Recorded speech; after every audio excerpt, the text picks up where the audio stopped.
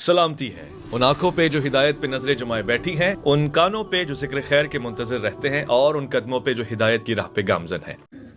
بسم اللہ الرحمن الرحیم۔ ہم صحیح مسلم کی ایک روایت کا مطالعہ کر رہے ہیں جس کا رقم ہے 2901۔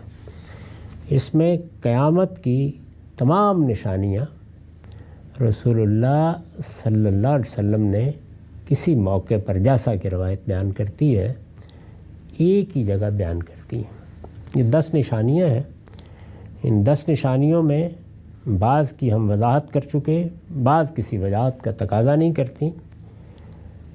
مسیح علیہ السلام کے نزول کی نشانی کا ذکر جس طرح روایت میں ہوا ہے اور پھر اس میں کچھ اختلافات ہوئے ہیں، ان سب پر گفتگو ہو چکی ہے۔ اس کے بعد اب یاجوج ماجوج کا کھول دیا جانا ہے، یعنی ایک اور نشانی یہ بیان ہوئی ہے۔ اس کی تفصیلات ہم کچھ سمجھنے کی کوشش کریں گے کہ اس سے کیا مراد ہے۔ چنانچہ میں نے اس پر بھی ایک تفصیلی نوٹ لکھا ہے۔ ان کا ذکر، یعنی یاجوج و ماجوج کا ذکر، یہاں تو بس یہ بیان کیا گیا ہے کہ یاجوج و ماجوج کا خروج بھی ایک نشانی ہے، اور اس کے لیے بالکل وہی لفظ استعمال کیا ہے حدیث میں جو قرآن میں بھی ہے، حتی اذا فتحت یاجوج و ماجوج، یعنی یاجوج ماجوج کھول دیے جائیں گے۔ ان کا ذکر سورہ انبیاء کی آیات 96-97 میں بھی ہوا ہے، یعنی یہ صرف اس حدیث میں نہیں ہے۔ یہ بات کہ یاجوج ماجوج قیامت کی نشانی ہے اور یہ کھول دیے جائیں گے، یہ خود قرآن میں بیان ہوا ہے اور یہ سورہ انبیاء کی آیات میں بیان ہوا ہے۔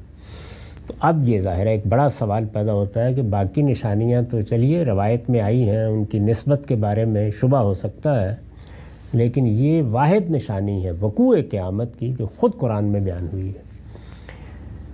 یہ دونوں یعنی یاجوج ماجوج دونوں نوح علیہ السلام کے بیٹے یافس کی اولاد میں سے، یعنی یہ کوئی ایسی مخلوق نہیں ہے جیسے ہمارے ہاں تصور کیا جاتا ہے کہ ان کے قد چوہے کے برابر ہیں اور وہ کسی دیوار کو چاٹتے ہیں۔ یہ تو محض داستان سرائی ہے، اس کی کوئی حقیقت نہیں۔ یہ ہماری ہی طرح اللہ کے بندے ہیں، اور نوح علیہ السلام کے بیٹے یافس کی اولاد ہے۔ نوح علیہ السلام کے بیٹوں کا پورا شجرہ بائبل میں بیان ہوا ہے۔ اس میں یہ بتایا گیا ہے کہ جب وہ کشتی میں سوار ہوئے تو ان کے 3 بیٹے ان کے ساتھ تھے، اور ان تینوں کے نام بھی ہم جانتے ہیں۔ یہ جو آپ دنیا میں بعض نسلوں کے بارے میں کہتے ہیں کہ یہ سامی نسلیں ہیں، تو یہ ان کے بیٹوں ہی سے نسبت میں بیان کی جاتی ہیں۔ یاجوج و ماجوج کا ذکر انبیاء سورہ انبیاء کی آیات 96-97 میں بھی ہوا ہے۔ یہ دونوں نوح علیہ السلام کے بیٹے یافس کی اولاد ہیں، یعنی 3 بیٹے ان کے ہیں، سام، حام اور یافت۔ تو یہ یافت کی اولاد ہے جو ایشیا کے شمال مشرقی علاقوں میں آباد ہوئی، یعنی ان کا وطن کون سا ہے؟ جس طرح سے حام کی نسلوں کا وطن افریقہ ہی رہا، یعنی جب ہجرت ہوئی ہے بڑے پیمانے پر تو وہ وہاں سے نہیں گئے، اسی وطن میں رہے۔ سامی نسلیں زیادہ تر مشرق وسطیٰ میں آباد ہوئیں یا افریقہ کے شمالی علاقوں میں آباد ہوئی ہیں، دوسری جگہوں پر بھی گئیں لیکن زیادہ تر ان کا وطن یہ رہا ہے۔ اور یافس کی اولاد یہ ایشیا کے شمال مشرقی علاقوں میں جا کر آباد ہوئی ہے، یہ جو وسط ایشیا کے علاقے کہلاتے ہیں، یورپ کی طرف جو علاقے ہیں وہاں آباد ہوئی۔ بائبل کی کتاب پیدائش میں ہے، بائبل میں جو پہلی کتاب ہے پیدائش کی کتاب، اس میں یہ سب بات بیان ہوئی ہے۔ اس میں لکھا ہے، یہ 10ویں باب کی 1 سے 5 آیات ہیں، ان کا ترجمہ ہے: نوح کے بیٹوں سام، حام اور یافت کی اولاد یہ ہے، یعنی شجرہ نسب بیان ہو رہا ہے کہ 3 بیٹے ہیں، ایک سام ہے، ایک حام ہے اور ایک یافت۔ یافت اور یافس دونوں تلفظ ہیں، اسی طرح سم اور سام دونوں تلفظ ہیں۔ ان کی اولاد آگے بیان ہوتی ہے۔ طوفان کے بعد ان کے ہاں بیٹے پیدا ہوئے، یعنی جب کشتی زمین پر آ گئی اور طوفان ختم ہو گیا تو ان کے ہاں بیٹے پیدا ہوئے۔ کن کے ہاں؟ یعنی سام کے ہاں بھی آگے اولاد پیدا ہوئی، حام کے ہاں بھی اور یافت کے ہاں بھی۔ بنی یافت یہ ہیں، سب کے شجرے بیان ہوئے ہیں بائبل میں، تو بنی یافت یعنی یافت کی اولاد کیا ہے، وہ یہ ہیں جمر اور ماجوج اور مادہ اور یاوان اور توبل اور مسک اور تیراس۔ یہ ابھی بھی بعض علاقوں کے نام انہی کے نام پر ہیں۔ توبالسک، ماسکو، یہ نوح کے پوتوں کے ناموں پر ہیں۔ یاوان جس کو آپ جاپان کہتے ہیں، اب یہ وہی لوگ ہیں سب کے سب۔ جمر اور جوج اور مادہ اور یاوان اور توبل اور مسک اور تیراس۔ اب ان میں سے جمر کے بیٹے پھر بیان کیے ہیں، اور جمر کے بیٹے اشکناز اور ریفت اور توجرما، اور یاوان کے بیٹے الیسا اور ترسیس، کتی اور دودانی۔ عربی بائبل میں اس کو کتیم اور دودانیم لکھا جاتا ہے، تو یہ ان کے نام ہیں۔ قوموں کے جزیرے انہی کی نسل میں بٹ کر ہر ایک کی زبان اور قبیلے کے مطابق مختلف ملک اور گروہ ہو گئے۔ یعنی یہ قدیم نام سب جو ہیں انہی کے ناموں سے پڑے ہوئے ہیں، تو آہستہ آہستہ ان میں پھر تبدیلیاں آ جاتی ہیں۔ یہ بائبل کا بیان ہے۔ یہی بیان مسلمان مورخین کا ہے، یعنی ہمارے جتنے مورخین ہیں وہ سب یہی بات بیان کرتے ہیں۔ تاریخ کی کتابیں شروع یہاں سے ہوتی ہیں، وہ خواہ ابن کثیر کی البدایہ والنہایہ ہو یا ابن خلدون کی تاریخ ہو یا ابن اسیر کی ہو، سب یہیں سے شروع ہوتی ہیں۔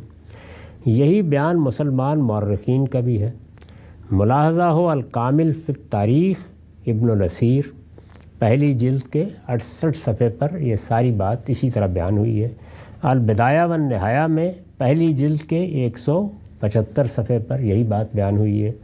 ابن خلدون نے تصریح کی ہے کہ علماء انساب یافس کی باقی اولاد کے بارے میں تو اختلافات بھی بیان کرتے ہیں، یعنی اولاد کے ناموں کے بارے میں جو انساب کے ماہرین ہیں، قدیم سے نسب نامے بیان کر رہے ہیں، وہ کچھ اختلافات بھی بیان کرتے ہیں، مگر اس پر متفق ہیں کہ یہ دونوں یعنی یاجوج و ماجوج اسی کی ذریت، اسی کی اولاد میں سے۔ خود تاریخ ابن خلدون میں ابن خلدون کی تصریح کے الفاظ ہیں، دوسری جلد میں 10ویں صفحے پر، وَأَمَّا یافس فَمِن بَلَدِهِ تُرْک وَالسِّین وَالسَّقَالِیَہ وَیاجوج وَماجوج بِاتِّفَاقٍ مِّنَ النَّسَّابِین، یعنی اس علم کے تمام ماہرین جن کو نسابین کہا جاتا ہے، نساب جو نسب نامے بیان کرتے ہیں، وہ اس بات پر متفق ہیں کہ یافس کی اولاد ہی میں سے ترک ہیں، چینی ہیں، سکالبہ ہیں، یاجوج و ماجوج ہیں، بے اتفاق من النسب، یہ وہی اولاد ہے ساری۔ بائبل کے صحیفہ حزقیل کے باب 38-39 میں، یعنی یہ ایک پیغمبر کا صحیفہ ہے، بائبل ہی کے مجموعے میں ہے۔ بائبل کے صحیفہ حزقیل کے باب 38-39 میں ان کا تعارف، یاجوج و ماجوج کا تعارف روس، ماسکو اور توبالسک کے فرما روا کی حیثیت سے کرایا گیا ہے، یعنی اس وقت اس زمانے میں ان کی فرما روائی تھی اس علاقے پر۔ بعد میں یہی ہیں، یعنی انہی کی نسلیں ہیں، بعد میں یہی ہیں جو تاتاری، ہن، منگول اور ستھین کے ناموں سے بھی مشہور ہوئے۔ بعد کی نسلوں میں پھر الگ الگ نام پڑھنا شروع ہوئے۔ چنانچہ اسرائیلی مورخ یوسیفوس ان سے مراد ستھین قوم لیتا ہے، یعنی وہ اصل میں جب ستھین کہتا ہے تو انہی کے بعد کی نسلوں کا نام مستعار لیتا ہے۔ اور جیروم کا بیان ہے کہ ماجوج کاکیشیا کے شمال میں بحر خزر کے قریب آباد تھے، وہ ان کا علاقہ یہ بتاتا ہے۔ یہ مختلف بڑے مورخین ہیں جنہوں نے دنیا کی تاریخ لکھی ہے۔ پھر یہ بھی معلوم ہے کہ انہی کے بعض قبائل یورپ پہنچے اور اس کے بعد ان لوگوں میں شامل ہوئے جنہوں نے امریکہ اور آسٹریلیا کو آباد کیا۔ یوحنا عارف کا جو مکاشفہ بائبل کے آخر میں نقل ہوتا ہے، ان کی روح سے، اس کی روح سے، یعنی یہ تو حزقیل کا بیان تھا یا مختلف مورخین کا، اس کے بعد آخر میں بائبل کے آخر میں یوحنا عارف کا مکاشفہ ہے، اس کی روح سے ان کے خروج کی ابتدا، یعنی کب ہوگا ان کا خروج۔ خروج کا مطلب یہ ہے کہ یہ دنیا میں اپنی جگہ پڑے ہیں، ان کی سلطنتیں قائم ہیں، بادشاہی کر رہے ہیں، دنیا میں نکلیں گے ایک غلبہ رکھنے والی قوم کی حیثیت سے، تو وہ کب ہوگا؟ تو اس سے یہ معلوم ہوتا ہے کہ ان کے خروج کی ابتدا نبی صلی اللہ علیہ وسلم کی بعثت کے 1000 سال بعد کسی وقت ہوگی۔ اس میں بالکل تعین کے ساتھ رسول اللہ کا ذکر کیا گیا ہے اور پھر بتایا گیا ہے کہ 1000 سال اس کے بعد یہ خروج شروع نہیں ہوگا، 1000 سال کے بعد ہوگا، جس کے آخر میں یہ زمین کو چاروں طرف سے گھیرے ہوئے ہوں گے۔ یعنی آخر میں پھر کہاں تک نوبت پہنچ جائے گی کہ بالکل یہ مشرق وسطیٰ کا علاقہ سینڈوچ بن جائے گا اور یہ چاروں طرف سے گھیرے ہوئے ہوں گے۔ ان کا فساد جب انتہا کو پہنچے گا تو ایک آگ آسمان سے اترے گی اور قیامت کا زلزلہ برپا ہو جائے گا۔ یہ یوحنا عارف کا بیان ہے۔ یہ بیان آگے کس طریقے سے نقل ہوا ہے، پھر اس بیان کے بعد کیا پہلو ہیں جن کی طرف توجہ کرنی چاہیے، اس پر اگلی نشست میں بات کریں گے۔ بسم اللہ الرحمن الرحیم۔ ہم صحیح مسلم کی ایک روایت کا مطالعہ کر رہے ہیں جس کا رقم 2901 ہے۔ اس میں قیامت کی علامات بیان ہوئی ہیں۔ ان علامات قیامت میں بہت سی علامتوں کو ہم سمجھنے کی صحیح کر چکے ہیں اور میں نے اس میں اپنا نقطہ نظر وضاحت کے ساتھ بیان کر دیا ہے۔ پچھلی نشست میں ہم یہ دیکھ رہے تھے کہ یاجوج و ماجوج کے کھول دیے جانے سے کیا مراد ہے اور یاجوج و ماجوج کون ہیں۔ اس میں بات یہاں تک پہنچ گئی تھی کہ یاجوج و ماجوج کے بارے میں تو مورخین بھی یہی بتاتے ہیں، بائبل میں بھی یہی بیان کیا گیا ہے کہ یہ وسط ایشیا کی اقوام ہے اور یہ یافس کے بیٹے ہیں، یعنی یافس کی اولاد ہیں، اور یافس سیدنا نوح علیہ السلام کے تیسرے فرزند کا نام ہے، سام، حام اور یافس۔ یہی 3 ہیں جن کی نسل پھر دنیا میں پھیلی ہے۔ حام کے بارے میں نے عرض کر دیا کہ وہ زیادہ تر افریقہ ہی میں رہے جہاں سے انسانی زندگی کی ابتدا ہوئی ہے، اور سامی نسلیں اصلاً مشرق وسطیٰ میں آباد ہوئیں اور انہوں نے دور قدیم کی بڑی بڑی سلطنتیں بھی قائم کیں۔ باقی دنیا میں بھی ہجرت ہوتی رہی۔ یہ لوگ یعنی یافس کی اولاد زیادہ تر وسط ایشیا میں آباد ہوئی۔ مورخین ان کا علاقہ بھی بیان کرتے ہیں، ان کی مختلف قوموں کا بھی ذکر کرتے ہیں۔ آگے ان کی اولاد جس طرح مختلف علاقوں میں پھیلی اور اب بھی ان کے آثار ان ملکوں کے ناموں کی صورت میں موجود ہیں، یہ سب بیان کرتے ہیں۔ اس کے بعد میں نے آخر میں عرض کیا تھا کہ اب یعنی موجودہ زمانے میں جو تصویر بن رہی ہے وہ یہ ہے کہ یہی قومیں ہیں جو پھر دنیا کو فتح کرنے کے لیے نکلیں، یعنی ان کے خروج کی ابتدا ہوئی اب سے صدیوں پہلے، اور ہم نے یہ دیکھا کہ انہی قوموں نے نکل کر کسی زمانے میں یورپ کو آباد کیا۔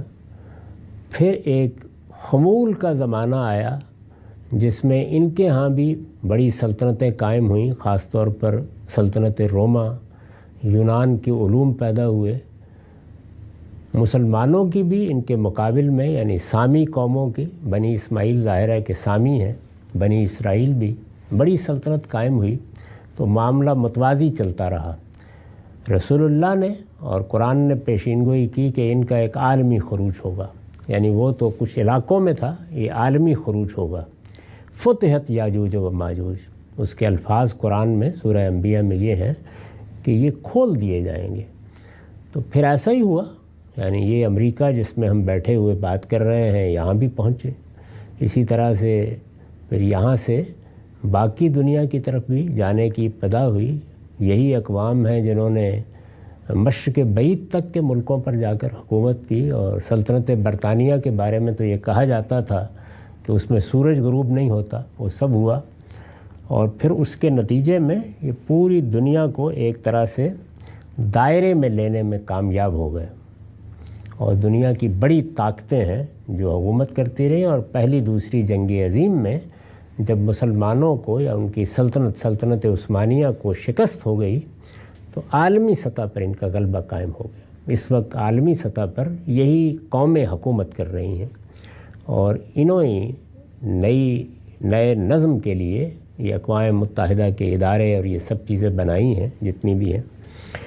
اس کی خبر بھی دی گئی ہے، اور یہ یوحنا عارف کے مکاشفے میں مکاشفے کے اسلوب میں بیان ہوئی ہے۔ وہ پڑھنے کی چیز ہے، یہ بائبل کا آخری باب ہوتا ہے۔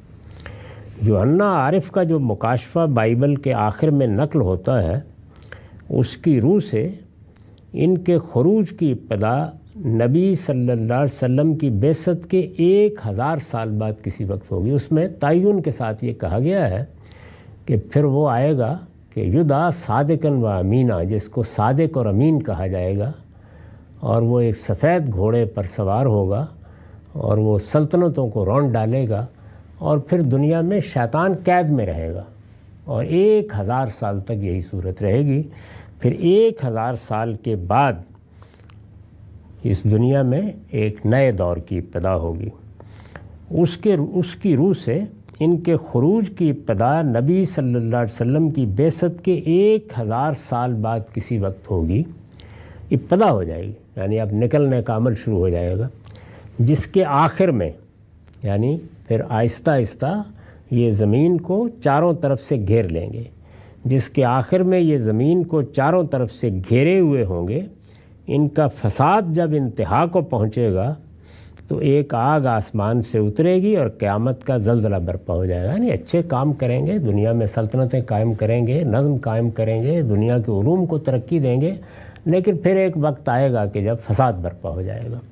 تو وہ فساد جب برپا ہوگا تو اس کی ایک لحاظ سے آپ کہہ سکتے ہیں کہ آڑی میں سے قیامت نمودار ہو جائے گی۔ تو اس لیے اس کو قرآن نے علامت کے طور پر بیان کیا ہے۔ مکاشفے کے 20ویں باب کی 7 اور 9 آیات میں یہ بات اس طرح بیان ہوئی ہے، اور جب 1000 برس پورے ہو چکیں گے تو شیطان قید سے چھوڑ دیا جائے گا۔ یعنی جو عصر الایمان یا ایج آف فیتھ ہے، اس میں بھی شیطان اپنا کام کرتا رہا، لیکن قید خانے سے بیٹھ کر ہی خطوط لکھتا تھا۔ اس وقت صورتحال یہ تھی، چھوڑ دیا جائے گا۔